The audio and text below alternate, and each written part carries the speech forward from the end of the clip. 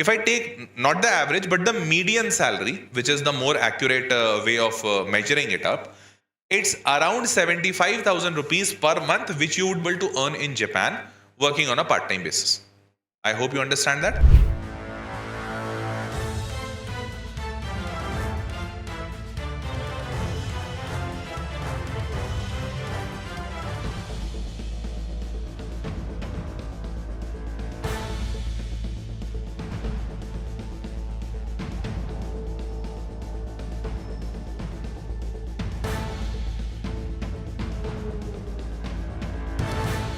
Content what I'm going to cover in this video is, first of all, lifestyle. What's the lifestyle which I talked about briefly right now, and then what's the expenses there, studying in Japan, what's the option, then admission requirements, and then scholarships. Okay, so first of all, what's lifestyle there, how you can live in Japan. So first of all, the accommodation which is charged there is that there are two types of accommodation. First is the student dormitory, where most of the students do reside. Since Tokyo being the most populous country in the entire world, let me tell you, it's entire world. In the entire world, the most heavily populated city is Tokyo. So in Tokyo, around 15 to 16,000 rupees is the expenditure for a student to study to reside in a student dormitory. Now, if a student chooses that I have to live in a independent apartment, I have to take 1 BHK, 2 BHK, something of that sort. Now, then a student will have to shed somewhere around 17,000 rupees to 33,000. Now, the 17,000 rupees would be charged if you are residing on an outskirt of Tokyo, like in a rural area, something of that sort. But Tokyo being a very big country, it's not practically very much possible that if your college is in Tokyo main city, you would not be able to reside in a countryside. Then you'll have to take an apartment in the main city itself, and there in the main city, living in an apartment is very costly there, because it's somewhere around costs 35,000 for a kind of 1 BHK premises. Okay, so this is the scenario of living in Tokyo. Tokyo is often compared with Mumbai and even higher than Mumbai. Okay, now moving forward, next is you can work in Japan. Part-time working is allowed. Now, when I say part-time working is allowed, now the important part, that what's the payout and how much you can work there. So, 67% of privately financed international students in Japan engage in part-time work. The average monthly earnings from such works approximately is 60,000 yen, 421 US dollar, which is somewhere around 33,000. But having said that, now you might be thinking that, sir, this much amount would be invested totally for the living purpose only, then how would we fund our studies, and how are we going to manage our supplies and bills and everything? So don't get worried with this. Let me show you something more. Next is, now this is a data. Again, the data source, all the source I have taken from this website only. Now data source says that hourly wages and how many percentage of international students do earn this much.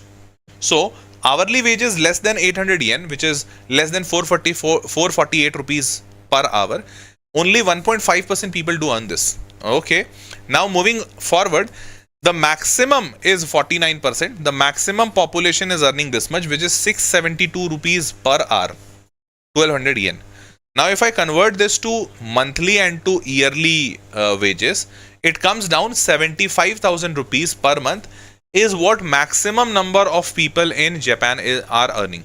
75,000. So, if I take not the average but the median salary, which is the more accurate way of measuring it up, it's around 75,000 rupees per month, which you would be able to earn in Japan working on a part-time basis. I hope you understand that. Now, 75,000 rupees is a good amount, because your house expense, even if you take a private apartment, that's somewhere around 35,000. Remaining 40,000 would be utilized for your expenses like food, phone bill, internet bill, something of that sort, and then the studies expenses also. Studies expenses luckily is not so high in Japan. Now, next thing, and also within 28 hours a week, up to 8 hours a day during long school holidays. So this much time is allowed in Japan, so you can work for this much time. Now, studying in Japan, how much does this cost? So here, studying in Japan is basically, there are two options. You can either go to universities where the normal degrees undergraduate program happen. Here you can take BTech degree, BE degree, kind of those degrees do come. But there is one more type of colleges in Japan that is called as junior colleges.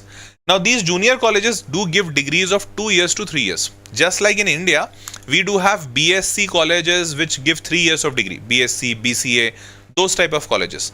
So junior colleges are also there. They also give degree in engineering. So unlike India, in India, if there is any 3-year degree, it would be primarily BCA, BSc, something of that sort. In India, people can't have engineering degree in 3 years.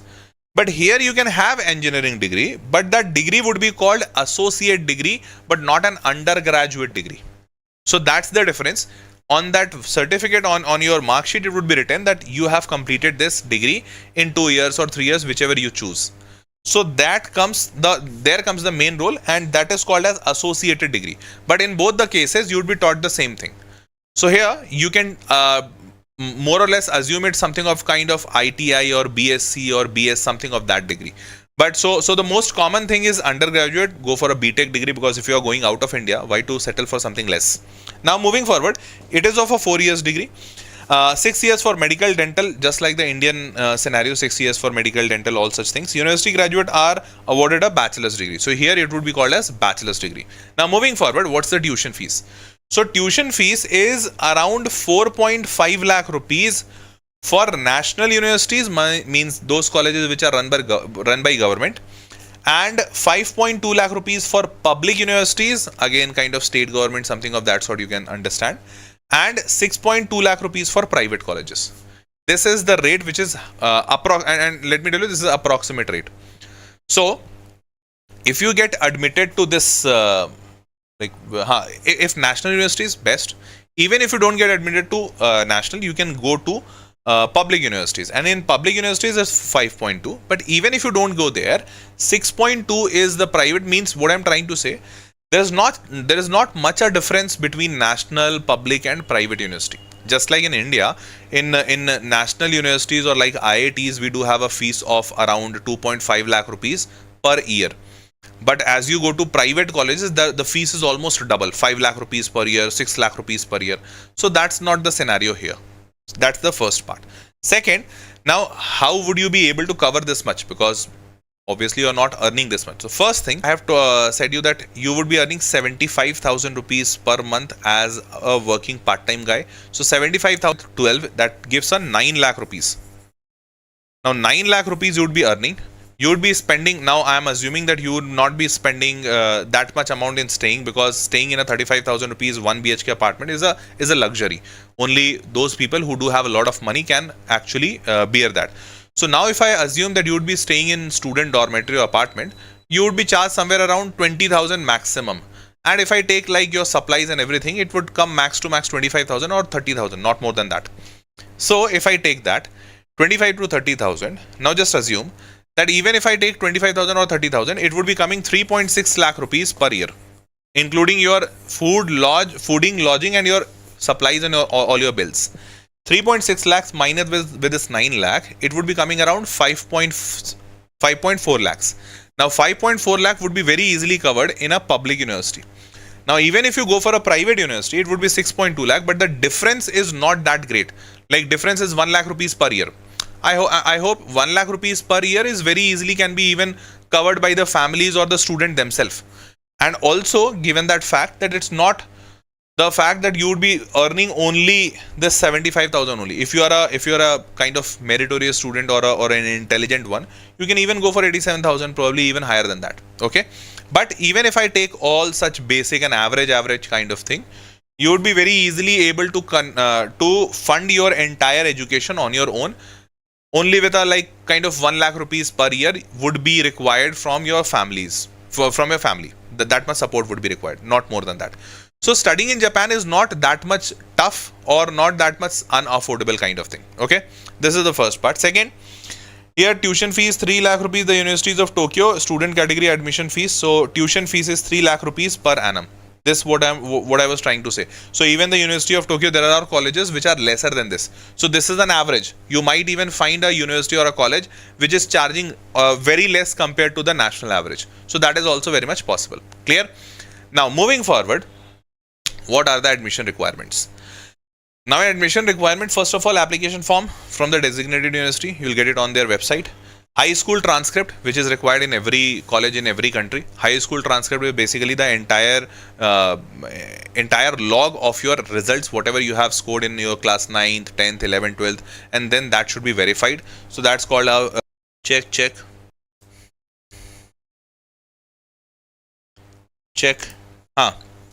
So what I was trying to say, that this is basically a problem, like learning Japanese and then going to a Japanese country, because again, learning a new language might not be so fun for a lot of students or for a lot of applicants. So what Japanese government has done, they have done that it's not compulsory for international students to pass the Japanese language proficiency test, because they know that this will be a problem. To study in university, bachelor's degree, programs taught entirely in English. What they have done, that they have changed their culture itself. They have changed the universities, and they have said that in universities now the entire curriculum would be delivered in English itself. Although all the colleges are not changed accordingly, but there are a lot of colleges that government is trying to change, and now their entire mode of instruction is becoming English. So you can even find the list of those colleges who deliver their lectures or their entire studies in English only. You can find that entire list of colleges in the description box. Okay, so this Japanese government has done a very commendable thing, because they were also knowing that because of this problem, people have to learn Japanese. People would not want to come to Japan, and that was the main reason why a lot of people would never want to migrate to Japan. Okay, now moving forward, English proficiency. So obviously if they are teaching in English, they would be needing an English proficiency test. So for that, as like what most of the countries do require, that you have to either qualify TOEFL or IELTS. So TOEFL, out of the band is 0 to 120. Out of 120, you have to score somewhere around 70 to 80. In IELTS, the band is of 9. So out of 9, you have to score somewhere around 5.5 to 6. That's the requirement. Moving forward, then you have to pass a test, an examination which is called Examination for Japanese University Admission, EJU. Examination for Japanese University Admission for the international students. Now, a total of 479 Japanese universities, over 60% of all such universities in Japan. So out of all universities in Japan, there are 480, which is 60% of the total universities in Japan, including most national universities, require submission of EJU scores as part of their application procedure. Means this one examination can actually give you a ticket or a gateway % of the universities of Japan, which is a great number.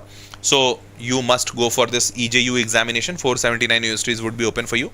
Now moving forward, EJU encompasses 4 subject tests. In this EJU, you will have to take 4 tests, which Japanese as a foreign language. So Japanese as a foreign language, you'll have to give this test. Second, science. This test covers physics, chemistry and biology. Next is, third is Japan and the world, like some general knowledge kind of thing. And fourth is mathematics. So they take mathematics as a separate thing, and then this physics, chemistry, biology as a science thing, just like your class 10th. Now applicants can choose which subject test to take based on the requirements of the university they wish to enter. So some of the universities might be asking only for mathematics, like you have chosen a mathematics degree. So some of the universities might be asking only for science, or only for a Japan and the world. Like depending on the university, you can actually choose the subject, that which subject you have to take the test for. Now what about the scholarship, because this was the main point. So what about the scholarship? There is a scholarship which Japanese government is itself running, Japanese government Mext scholarship. Now in this Japanese government Mext scholarship, what happens? Selection is Japanese embassy recommendation, university recommendation. So either university can recommend it, or the Japanese embassy in every country can recommend for it. So if you get recommended by the Japanese embassy in India, then you are into the program. Now what happens? Duration is of 5 years, 1 plus 4, because first year is actually used to teach you Japanese language. So first year they actually take to teach you the entire Japanese language, and 1 year is very sufficient to learn Japanese. So they will be utilizing 1 year for teaching you Japanese, so that you can pass all the examinations. And next is 7 years for medicine, again 1 year for teaching you Japanese and 6 years for the course. Thereafter the scholarship amount is 17,000 yen per month. Per month means 65,000 rupees per month the government would be giving you to study there, because they also understand that living expense in Japan and at the same time education expense is not very on a lower side, and any student who is a meritorious student would not be willing to shed so much money just to study in a foreign country. That is why they are giving you this incentive that I will give you 65,000 rupees per month. Come to my country, study in my country. Okay. So now I guess you would have understood that earlier the earning potential there by working part time was 75,000 per month. Government is giving you 65,000 per month, means 1.4 lakh rupees per month, means annually you would be able to make somewhere around 14 lakh rupees. In 14 lakh rupees, even if you go for the highest private college, kind of the expensive one, so you will be spending somewhere around 6 to 7 lakh or to even 8 lakh. Still 6 lakh rupees is remaining with you. Means in a 50,000 rupees per month budget, you can live there very in a luxurious manner. Okay, so this is what the government is doing for the students. Next is tuition fees exempted. So if you get admitted to this scholarship, your tuition fees gets exempted, and this entire amount you can spend on yourself, your living expense, your food expense. And then travel allowance, round trip travel expenses, airfare provided from your home country. So this is again a great thing. So if you get covered in this Mext scholarship, that's a wow thing. Okay, now moving forward, you must be at least 17 years and between 17 to 25 and have completed 12 years of education. Like you should have completed your class 12 from India, and then qualified examinations for Japanese university, that is EJU. You have to get qualified with EJU examination. Okay.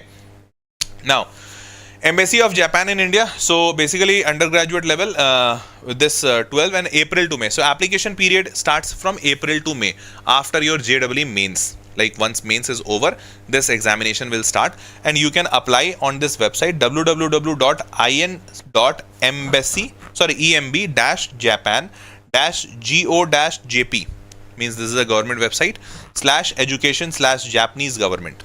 Okay, so this is the official website where you have to apply on the Embassy of Japan website in India. Okay, next is scholarship through EJU.